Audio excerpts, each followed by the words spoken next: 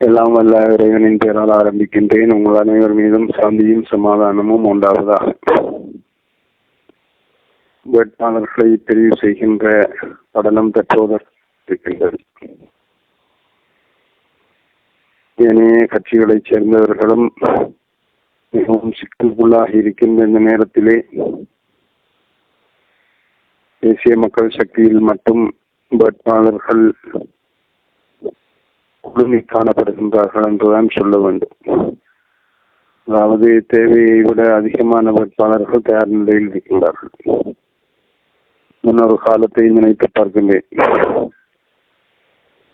நான் அரசியல் உரிமை இழந்த ஒரு உத்தியோகத்திலே இருக்கின்ற போது, அப்போது மக்கள் விடுதலை முன்னணி தோழர்கள் வந்து என்னிடம் வேட்பாளர்களை தயார்படுத்த வேண்டியிருக்கின்றது என்று சொன்ன போது, நான் ஒரு இளைஞரை அழைத்து, இவர்கள் தேர்தலில் நிற்பதற்கு பணம் தர மாட்டார்கள், ஆனால் உங்களுக்கு இந்த நாட்டை கட்டி எழுப்புவதற்கான பங்களிப்பு செய்தமைக்குரிய கௌரவம் கிடைக்கும் என்று சொல்லி அந்த இளைஞரோடு மக்கள் விடுதலை முன்னணியினரை அனுப்பி வைத்தேன். அவர் நான் கதைத்ததை தெளிவாக விளங்கி கொண்டு சென்று ஒரு இடத்திலே இன்னும் சில இளைஞர்களை அழைத்து கொண்டு மக்கள் விடுதலை முன்னணியினருடன் பேரம் பேசியிருக்கின்றார். அதனால் அந்த முயற்சி கைவிடப்பட்டது. பின்னர்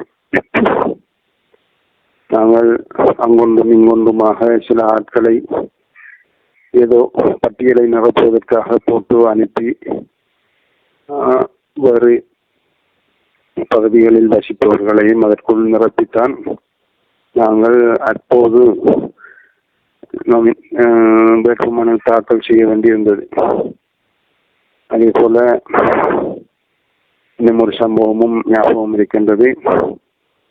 சில இளைஞர்கள், அவர்கள் ஹிஸ்புல்லாவுடைய ஆதரவாளர்கள், அவர்கள் வந்து நாங்கள் அவர்கள் விட்டு விலகிவிட்டோம், நாங்கள் இந்த முறை மக்கள் விடுதலை முன்னணியிலே தேர்தலில் ஈடுபட போகின்றோம் என்று சொன்ன போது அவர்களுடைய பெயர்களை எல்லாம் போட்டு வேட்புமனுவை தாக்கல் செய்து பின்னர் அங்கிருந்து வந்த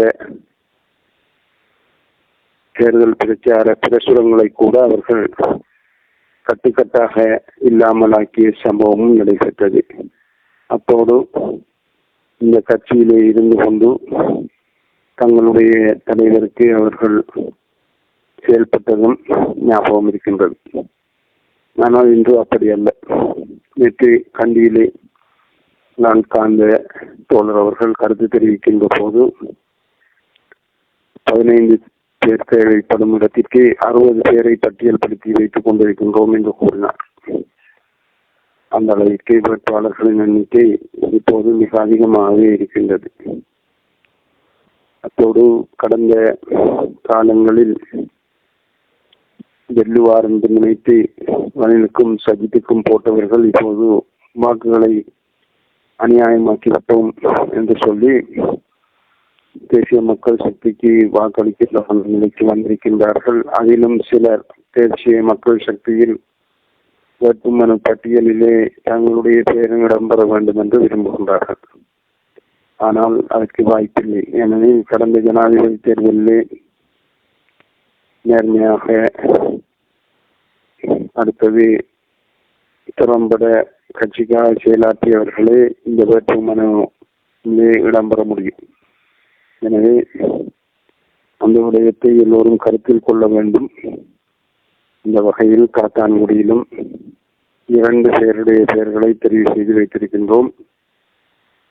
அந்த 2 ஒருவரை தெரிவு செய்கின்ற பணி தற்போது எனக்கு இருக்கின்றது. அது நடைபெற்று முடிந்தால் வேட்புமனுவில் நாம் தெரிவு செய்கின்ற பெயரிடம்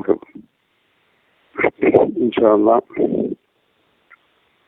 இப்போதுதான் மிக தரமான வேட்பாளர்களை எல்லாம் போட்டிக்கு நிறுத்தக்கூடிய வாய்ப்பு கிடைத்திருக்கின்றது.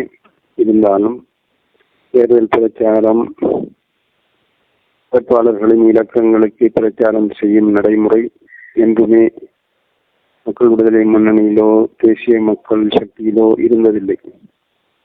எனவே ஜனாதிபதி தேர்தலில் நாம் குறிப்பிட்டது போல ஜனாதிபதிக்கு வாக்களிக்குமாறு மட்டும் கோர வேண்டியிருக்கும். அதை எல்லா வேட்பாளர்களும் மனம் கொள்ள வேண்டும். அதன் பிற்பாடு கட்சி தீர்மானித்தவர் நாடாளுமன்றத்திற்கு நாடாளுமன்ற உறுப்பினராக செல்ல முடியும் என்று கேட்டு, இன்ஷா அல்லாஹ் எல்லோரும் தூய்மையான மனதுடன் செயற்பட்டு தற்போது நமக்கு கிடைத்திருக்கின்ற இந்த அதிகாரத்தை, அதாவது தோழர் அனுரகுமார் திசாநாயக்கா அவர்களை நாம் ஜனாதிபதியாக ஆக்கியிருக்கின்றோம். இந்த அதிகாரத்தை தொடர்ந்தும் தக்க வைத்து இந்த நாட்டிலே சிறந்ததொரு அரசாங்கம் அமைய வேண்டும். அதற்கு எல்லோரும் முயற்சிக்க வேண்டும் என்று கேட்டு விடைபெற்றுக் கொள்கின்றேன். நன்றி.